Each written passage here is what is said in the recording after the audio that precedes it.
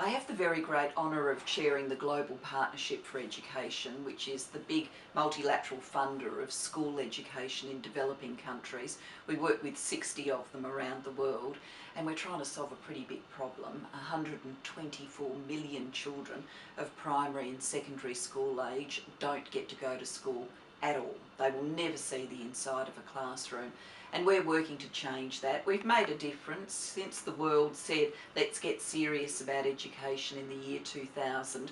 72 million more children have got to go to school, but we've got to get that remaining 124 million kids an opportunity. You also talk about disruption in higher education. You said that this is the first time in the 1,000 years of higher education, university level education, that we're seeing this kind of disruption. Can you speak a little bit to what that disruption is and how you see that developing?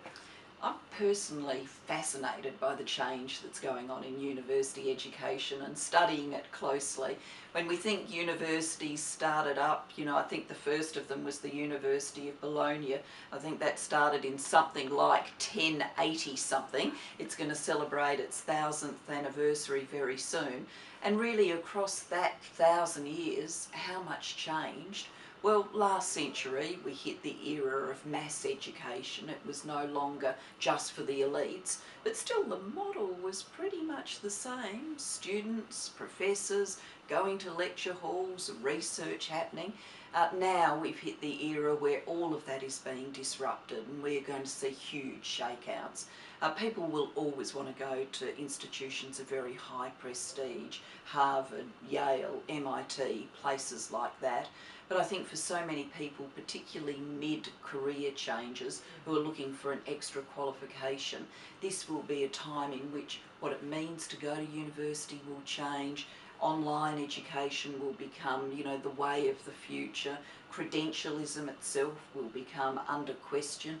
Do you need that university or college piece of paper to credential you as a person with skills? I'm fascinated by it, intrigued by it, and very happy to talk to people in the university sector. I find that we're all trying to bear down on the same issues, and the exchange is great. Great. I think it's wonderful because you really speak about a partnership, and you also say, students will always want to go to a Harvard or a Yale, so there shouldn't be this sort of locked horns on what we're trying to do in the disruptive sector of it. Right. Yeah, I think the wave of disruption in university education, there's some things for universities to feel anxious about.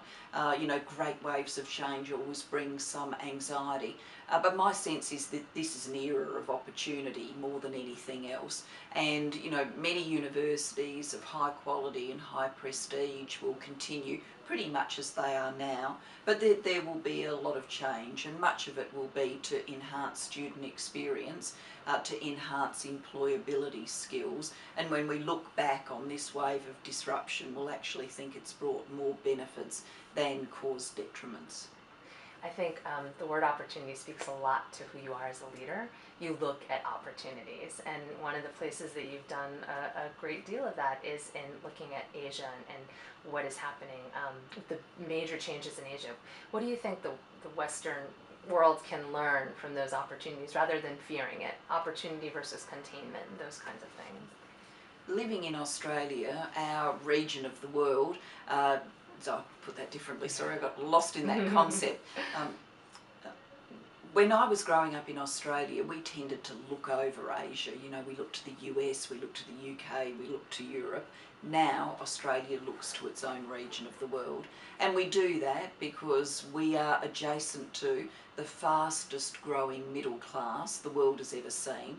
And very shortly, Asia will be home to more middle class people than North America and Europe combined. So that's our markets, our way of making a living, our future. And it comes with strategic changes. You don't see a nation like China industrialise and prosper without it wanting to also have a sense of its projection of strategic force. And that can cause dilemmas, and clearly is, for example, in the South China Sea. The debate that then rages is, do you try and contain China, or is this really an era of opportunity? And I'm an optimist. I certainly think it's an era of opportunity in which all of this growth means we can all prosper. and the strategic dilemmas that are flowing from this growth can be managed through diplomatic architecture, which is growing up in our region of the world. When I was Prime Minister, it was sort of fashionable amongst the foreign policy community to believe that as a nation we couldn't further our relationship with the US and China at the same time, that it was a zero-sum game. Getting better in one would always mean worse in the other. I proved that that was wrong, and we improved both relationships. So that reinforces in me this spirit of optimism about the future.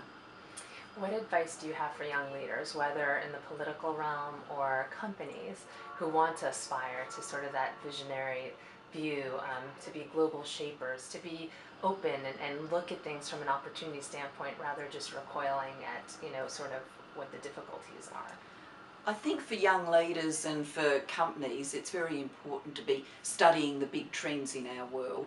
With the nature of modern media, there's a lot of noise. Every day there's a lot of noise, and you really need to be able to look through the noise to the big underlying shifts. What is going on in our planet? What's going to shape our planet for the future?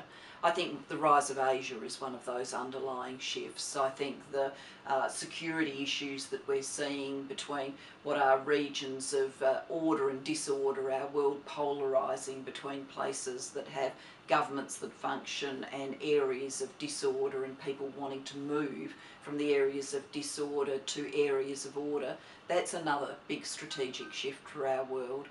Climate change, mitigation and adaptation, and I also think the next instalment in gender equality, the true embrace of women as equal partners. These are all the big shifts we live with, as well as digital disruption. So for any young leader, any business seeking to succeed, I'd say try and look to where the really big currents of change are, rather than the froth and bubble at the surface.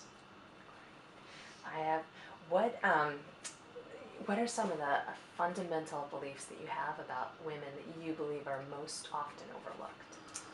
I simply believe that merit is equally distributed between the sexes, and I don't think that that should be a very controversial proposition. But once you do genuinely believe that, and you can look at any institution, whether it's a corporate board or a government or even a judicial bench, a high court bench, and you're not seeing 50% men and women, then it just seems to me, from first principles, that means that women of merit who should have been there didn't get there. If we were truly seeing the best team on the field, we'd see half men and half women.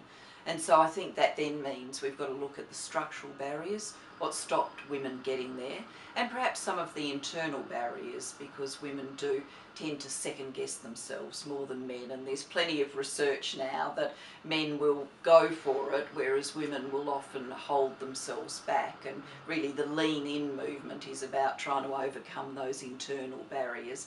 So I'm fascinated by all of it and really wanting to see the next round of change. So it's equally likely that, when you see a President of the United States, a Prime Minister of Australia, a leader anywhere in the world, that it's equally likely you'll be seeing a woman. So, and two more quick last questions. One for our audiences, for our meeting planners. Is there anything that you feel surprises meeting planners when they meet you? Is there something about you that they're surprised about most? I think maybe the Australian casualness takes them by surprise.